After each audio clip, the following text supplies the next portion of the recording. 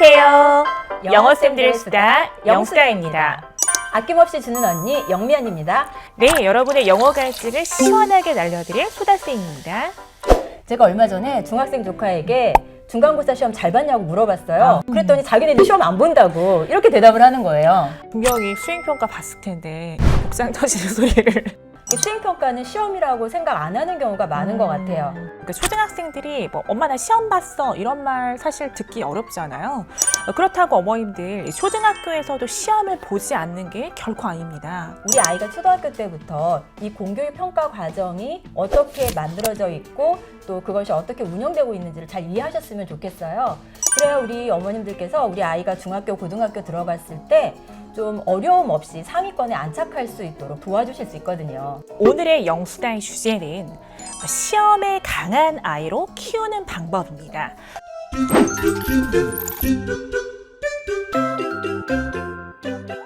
네, 먼저 어머님들께 질문 하나 드려볼게요. 우리 아이들이 딱 각 잡고 지필평가를 만나는 그 시점은 언제일까요? 정답은 중학교 2학년. 네, 맞습니다. 그런데 초등학교도요, 시험이 있습니다. 그런데 그때의 시험은 단원평가 이런 식으로 해서 수시로 성취 기준을 잘 도달했는지를 점검하는 수준이죠. 생활기록부를 유심히 보면 코멘트로만 가득하지 우리 아이가 몇 점인지 등수는 어떤지 전혀 표기되어 있지 않거든요. 어떤 과목을 잘하고 못하는지 파악하는 것 자체가 굉장히 어려울 수 있습니다. 그런데 이렇게 시험에 스트레스가 없이 정말 아름다운 시기는 초등학교를 지나서 중학교 1학년 때까지 계속 이어집니다. 아시는 것처럼 중학교 1학년은 자유학년제가 시행이 되고 있잖아요. 진로 체험 기간으로 중학교 1학년을 보내게 되거든요. 이때에는 지필평가는 없고요. 수행평가를 치르게 됩니다.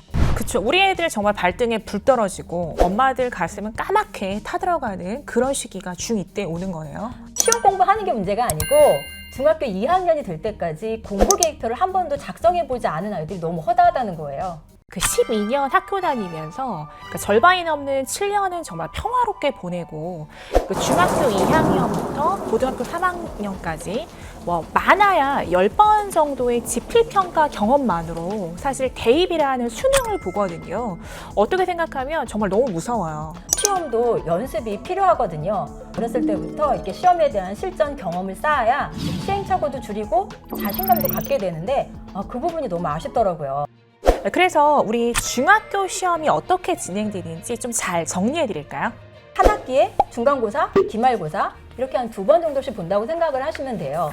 시험 유형은 지필평가 형식이 있고 수행평가 형식이 있어요. 이 두 가지를 합해서 그 과목의 총점이 나오게 됩니다. 보는 형식도 학교마다 다릅니다. 그 중간고사를 지필로 하지 않고 수행평가로 대신하고 기말고사 때 지필평가를 보는 학교도 있고요. 중간고사, 기말고사 다 지필평가를 보고 수행과 병행하는 학교도 있습니다. 그리고 요즘 추세를 보게 되면요, 그 지필평가에서 객관식 출제 비율은 좀 낮추고 서술이나 논술형 문제를 좀 많이 내는 경향이 있거든요. 서술형, 논술형이 전체 문항의 한 50% 정도를 차지하는 비율을 볼 수 있어요. 중학교 내신은 대입과 직접적인 연관은 없으니까 좀 대충 하고 고등학교에 입학해서 잘하면 되지 않을까라고 생각하시는 분들 저는 불가능하다고 보시면 되겠어요. 고등학교 가면은 내신도 잡아야 되고 수능도 잡아야 되거든요. 내신 시험을 한 번도 준비해보지 않은 아이가 고등학생이 됐다고 해서 갑자기 내신 시험을 잘 볼 수는 없겠죠. 그 습관은 하루아침에 이루어지지 않습니다. 초등학교 때부터 미리미리 준비해서 시험 적응력을 반드시 길러줘야 합니다. 무리해서 선행학습을 해야 된다. 근데 이런 말씀이 아니에요. 공부도 습관 잡는 게 우선인 것처럼 이 시험을 준비하는 방법도 좋은 습관을 가지고 지금부터 준비를 시키는 게 좋겠습니다.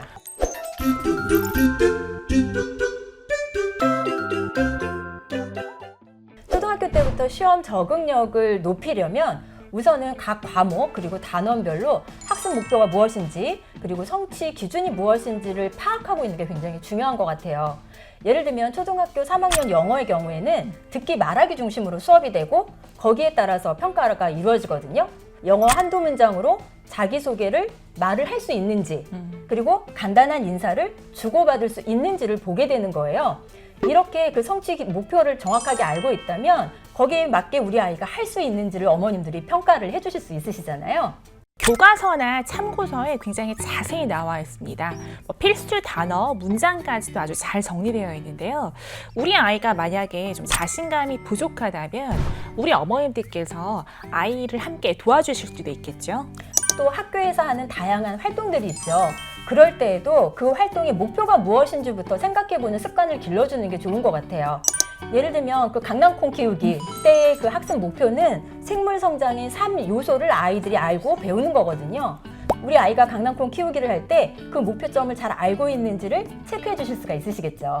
다음으로 정말 중요한 건 그 시험을 정말 무서운 거, 어려운 거, 특별한 게 아니라 학습 과정의 마무리로 인식하도록 도와주시면 좋을 것 같아요. 그냥 공부가 끝나고 그래서 다 안다고 생각을 할 수 있거든요. 이게 정말 위험합니다. 그냥 느낌만 다 아는 것 같은 거거든요. 그러나 반대로 오늘의 공부가 끝나고 평가까지 하게 된다면 내가 뭘 알고 있고 뭘 모르는지를 정확하게 스스로 체크를 할 수가 있게 되는 거죠. 윤선생은 학습 과정에서도 계속 평가를 병행하고 있는데요. 원어민의 음성처럼 본인의 발음을 녹음해야 합니다. 그런데 아이가 잘 진행되고 있는지를 pass or fail 해서 계속 즉각적으로 피드백을 하고 있거든요. 매일의 본학습이 끝나면 바로 온라인에서 그날의 평가를 치르게 돼요. 그래서 지금 어린 나이이지만 자기 수준에 맞게 내신 유형, 수능 유형의 문제들을 경험을 하고 있는 거예요. 중요한 한 가지가 점수는 엄마가 아는 게 중요하지 않습니다. 바로 학습자인 우리 아이가 알아야죠. 예를 들어서 오늘 85점 맞았네? 다음번에는 꼭 90점 맞아야지. 이렇게 말이에요. 그런 목표를 하나하나 아이가 성취해 가다 보면 공부의 맛을 알게 되거든요. 이 공부의 맛을 한번 보게 되면 옆에서 하지 말라고 해도 알아서 공부를 하게 됩니다. 초등학교 때부터 크고 작은 시험을 통해서 공부의 맛을 꼭 느껴주시길 바라면서 영수다. 오늘은 여기까지 진행하겠습니다. 자, 전 국민의 영어 고민이 해결되는 그날까지 영어쌤들의 수다는 계속됩니다. 다음 시간에 만나요. 꼭이요.